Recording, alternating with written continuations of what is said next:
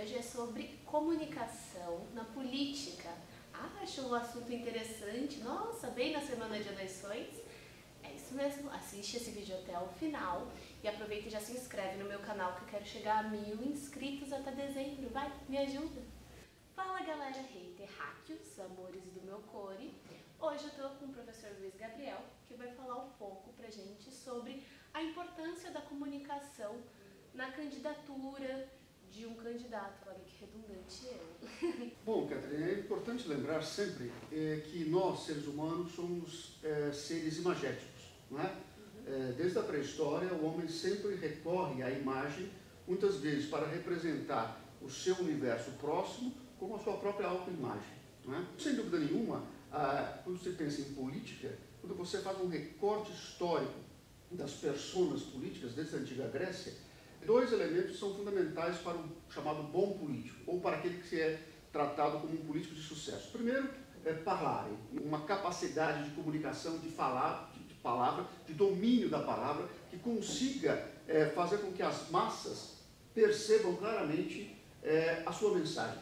Ele precisa ser um grande comunicador. Associado a esse elemento que é fundamental, que é o domínio da palavra, que é fazer-se entender pelo receptor, também ao longo do século XIX, a partir do século XIX e do século XX, a imagem passou a ser incorporada de forma muito presente no processo político. A fotografia, o cinema, no século XX a televisão e hoje, sem dúvida nenhuma, as redes sociais. É sempre importante perceber que em um processo político, a construção da imagem está muito fortemente ligada à trajetória do candidato e também àquilo que ele quer representar. Então, por isso, quando pensamos do ponto de vista da estrutura de uma campanha política, nós temos que levar em consideração esses dois elementos fundamentais. A capacidade comunicativa do candidato, do político, as suas mensagens, evidentemente, sendo entendidas pelas massas, mas também a imagem que ele representa. Em uma sociedade como a nossa, que é uma sociedade bastante pluridiversificada, onde você tem um conjunto de segmentos sociais que cada vez mais marcam presença na disputa política e social, nós temos uma gama enorme de candidatos ou de candidaturas, nesta eleição, por exemplo, que procuram fixar claramente a sua palavra e a sua imagem a esses diferentes grupos sociais. Então, vou dar um exemplo simples para poder ilustrar. Você pega o candidato Boulos, por exemplo. Ele está sempre nos debates de televisão de forma muito mais informal, né? Enquanto todos os outros candidatos estão lá de terno, de gravata, ele está sempre com uma camisa social, mas sem gravata, de uma forma mais disponível, mais despojada. Evidentemente que esse candidato tem uma perspectiva muito clara para o seu eleitor. O jovem, né? Muito claro aqueles segmentos dos movimentos sociais, enfim.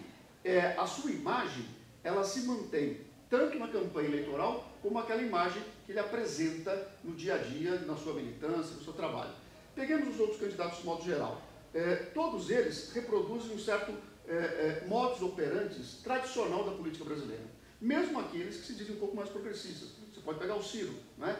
Mas é interessante perceber que nesse conjunto, a imagem ainda, no imaginário da sociedade brasileira, e de modo geral da sociedade contemporânea, a ideia, por exemplo, de que a imagem de um bom político está associada, por exemplo, ao de um bom gestor.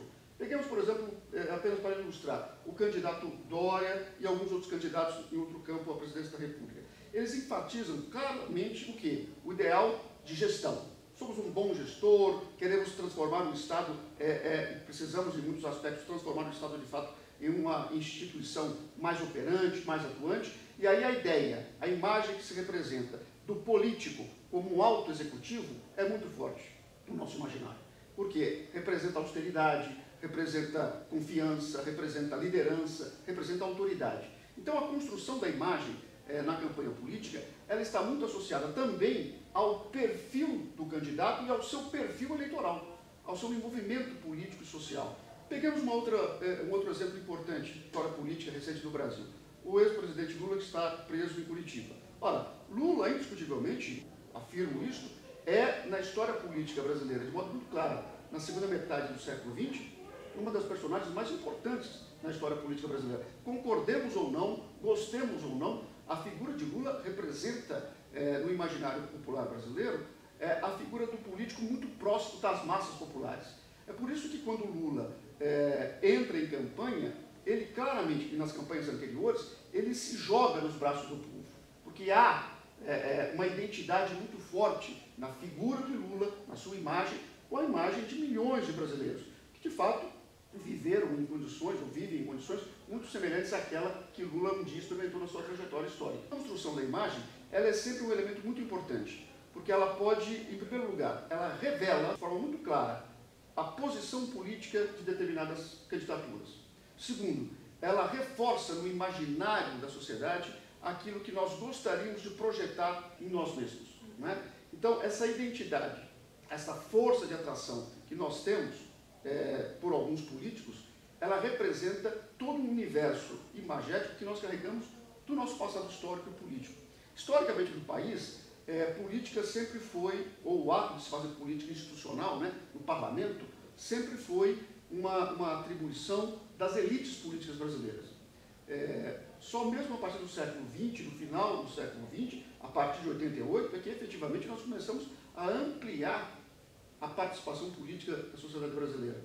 Nós não podemos esquecer que a participação das mulheres na política no mundo e no Brasil se deu na transição do mundo do final do século XIX para o XX e no Brasil só depois dos anos 30. Os jovens, por exemplo, só entraram em política institucional a partir da Constituição de 88. Lembremos que lá atrás, em 68, a juventude brasileira estava participando fortemente dos processos de política no país, né? A UNE, os movimentos estudantis, o movimento cultural, o movimento vinculado às artes. Então, é sempre muito importante perceber que a imagem continua sendo um elemento importante na construção das campanhas políticas. Não é à toa que durante todo o nosso processo de redemocratização, um dos segmentos que mais ganhou dinheiro e um dos profissionais mais procurados e mais valorizados no mercado foram os publicitários vinculados à política, à campanha política. A campanha política e a publicidade política transformou-se num espaço importante de atuação também do publicitário. Porque, veja, nós precisamos claramente construir uma embalagem, nós precisamos apresentar aquele político. Se o conteúdo for bom, mas não tiver a imagem, não claro, tiver, não claro. tem. Então, veja, não basta apenas a imagem, é preciso que tenha conteúdo, mas o conteúdo também precisa ser acompanhado de uma boa moldura. E hoje, o quanto que você acha que esse conteúdo está um pouco esquecido, né? Um pouco deixado de segunda mão, não só pelo candidato em si, mas pelo olhar das pessoas e pelo olhar dos eleitores em favor de uma imagem, seja a imagem que me agrada ou seja a imagem que eu vou correr para agarrar porque a outra imagem não me agrada. Pois esse é um problema crucial para a sociedade brasileira, né? Nós estamos vivendo um momento eleitoral muito delicado no Brasil. Eu tenho acompanhado com muito cuidado os debates, as participações dos diversos candidatos, e eu não vejo, pelo menos não vi até agora, um profundo debate mais sério sobre que projeto nós queremos para o Brasil. Você vê muita acusação, muito dedo apontado para um e para o outro, mas você não vê, de fato, um debate mais aprofundado. Creio eu que isso faz parte, inclusive, de uma estratégia de alguns candidatos. Por quê? Porque não tem projeto. Não é? Como não tem projetos, como não tem conteúdo, fica no campo da epiderme, no campo da superficialidade e sempre agarrando a sua imagem a frases de efeito. Não é? Sempre agarrando a sua imagem a momentos episódicos dentro do processo eleitoral. Isso é um perigo, porque não contribui para o desenvolvimento e a articulação do pensamento político ao conjunto da sociedade brasileira. Nós temos que estar muito atentos neste processo eleitoral brasileiro para que possamos fazer uma escolha boa, bacana, de acordo, claro, com as nossas convicções políticas, mas pensando em um projeto para o Brasil, um projeto para as amplas camadas populares do Brasil. E tem até a hashtag que subiram, os movimentos do Ele Não, em quem não votar tá fácil, né? O problema é realmente achar um candidato que tenha, além da imagem, porque sem imagem, infelizmente, ou felizmente, não sei, ele não vai chegar a uma expressividade de votos, mas que tenha um conteúdo que realmente agregue algum valor, algum ponto positivo. Este é o grande problema, o grande desafio da sociedade brasileira. Sempre é bom lembrar que nós tivemos, a partir de 2013, as grandes manifestações da juventude, depois uma grande manifestação de parte da sociedade brasileira a favor do impeachment, outra parte da sociedade brasileira identificando o impeachment como um golpe, e também com grandes manifestações sociais, nós estamos vivendo nos últimos 3, 4, 5 anos no Brasil um processo bastante interessante de massificação desse debate político, pelo menos de manifestações políticas. O que eu sinto, na verdade, é que isso precisa ser aprofundado. E não podemos cair no simplismo, não podemos cair naquele debate raso, naquele debate do eu contra eles. Não é? Nós precisamos superar isso. E, de fato, existem, penso eu, dois projetos que estão polarizados na sociedade brasileira. Nós precisamos aprofundar esses dois projetos e procurar entender o que cada um propõe para tentar, então, fazer a opção de acordo com a nossa consciência. Um momento também, em questão, por exemplo, de direita e esquerda, a minha visão é que tenha um equilíbrio, talvez uma alternância, para dar uma equilibrada, porque cada partido, cada governante vai tender para um lado, vai tender para uma série de medidas. Esse é outro debate profundo, né? A sociedade brasileira, ela é, na sua gênese, uma sociedade conservadora, né? Quer dizer, então nós temos uma certa dificuldade de discutirmos alguns temas. Temas esses que já estão superados em alguns países, digamos assim, mais avançados do ponto de vista político que o Brasil. E nós precisamos passar por esse processo de transição. E nós precisamos consolidar o Estado democrático de direito no Brasil. As pessoas precisam ser livres para ter tranquilidade de ir na rua, manifestar a sua opção política, manifestar o seu voto, manifestar as suas crenças, enfim, manifestar as suas propostas e as suas visões de mundo. Isso é fundamental para que nós possamos consolidar um Estado realmente democrático no Brasil. Uma vez consolidado esse espírito e esse Estado democrático no Brasil, a alternância de governo, ela se dá de forma natural. É de fato aquele que conseguir comover o maior número de eleitores, convencer os eleitores que a sua proposta é a melhor, vai ser eleito. Nós precisamos aprofundar no Brasil esse sentimento de pertencimento à política, de participação na política. Não há solução para a sociedade humana sem a política. É na política, é no exercício da política, e não só na política institucional, nos parlamentos, mas na política no dia a dia, na universidade, no sindicato, nos movimentos sociais, nos movimentos culturais, enfim, é no dia a dia que nós construímos política. Não é? E com isso, eu creio, eu espero que nós possamos chegar, num futuro breve, quem sabe, em uma sociedade mais justa, mais equilibrada e mais democrática. Agora, só para finalizar o vídeo, tem a questão que cada candidato tem um tempo de exibição nas mídias tradicionais, né, TV, rádio principalmente, vai variar de acordo com as coligações partidárias. Quanto mais coligações, quanto mais partidos envolvidos, mais tempo você tem. Hoje, quem tem mais tempo é Geraldo Alckmin. Sim. Como que você vê isso da influência das mídias tradicionais, desse tempo de cada candidato, das mídias sociais, né, da internet, para a candidatura de alguém, para efetivamente eleger alguém? Nós estamos num processo de transição, né? Cada vez mais as mídias chamadas mídias alternativas, as redes sociais, ocuparão um espaço fundamental para viabilizar-se propostas e candidaturas. Não é? Eu creio que nas próximas eleições, daqui a 4 anos, as eleições presidenciais, nós teremos muito mais peso, muito mais importância às redes sociais e às mídias alternativas do que a chamada mídia tradicional. Você lembrou bem, o candidato Alckmin é o que tem o maior tempo de televisão e de rádio, né, diante da sua coligação. Isso não tem significado, efetivamente, um aumento da candidatura do Alckmin. Claro, nós ainda estamos a uma semana das eleições, vamos esperar o que vai acontecer nessa reta final. Alckmin tem afirmado que nessa reta final ele conseguirá superar os seus oponentes e ir ao segundo turno.